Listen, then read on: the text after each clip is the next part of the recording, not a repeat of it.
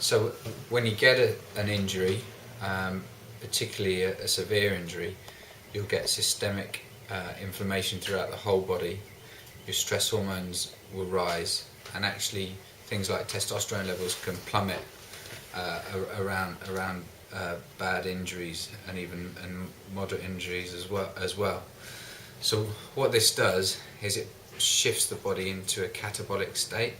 So you've got breakdown hormones circulating in high amounts. You've got chronic inflammation, which makes shifting into an anabolic state more difficult, and then you've got a suppression of your anabolic hormones like testosterone, all happening at the same time. And then the bits of the immune system and the rebuilding of the proteins are all going to draw potentially from muscle reserves.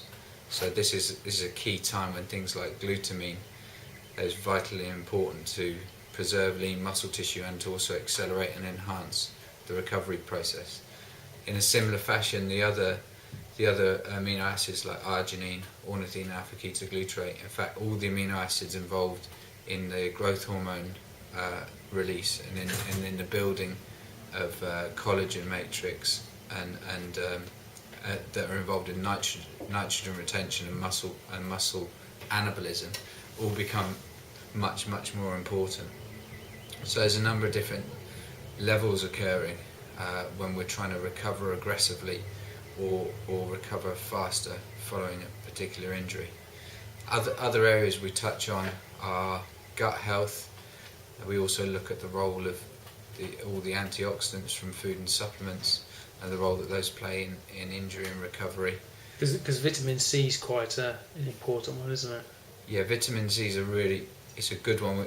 We've got one of our company philosophies is to choose nutrients which have a multitude of benefits. So you get like a big bang for your buck from taking them, and vitamin C is one of those. Mm-hmm.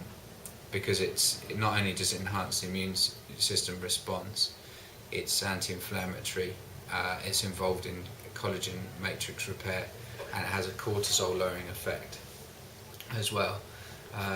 It will lower muscular soreness following exercise. In fact, it's so successful at doing all those things that in some papers it's been shown to slow the adaptive response if you take too much of it. Some papers say it doesn't do that, but it just highlights the need to use antioxidants in a moderate dose unless you're in a situation where you need that extreme repair or extreme immune system support. When you say adaptive response, you mean the adaptive response to exercise, the training that you're doing? That's it, yeah. So you still adapt, Yeah. but you just adapt a bit slower than someone else. Right. So say pre-season, it would warrant a moderate use of antioxidants at lower levels, Right. looking to get most of your antioxidants from foods, spices, herbs and things like that.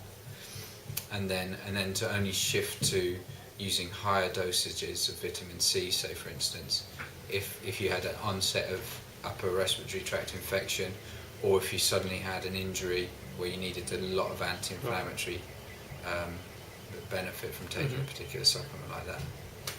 Okay, and then all of this is in that document that you mentioned. It's all in there. It's a pretty comprehensive document.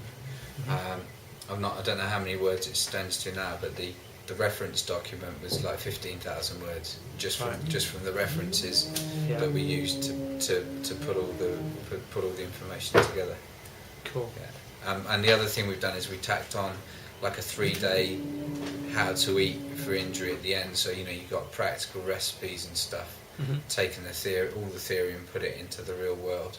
So like you've got good take-home messages on that as well. Excellent. Right, cheers, man. Okay.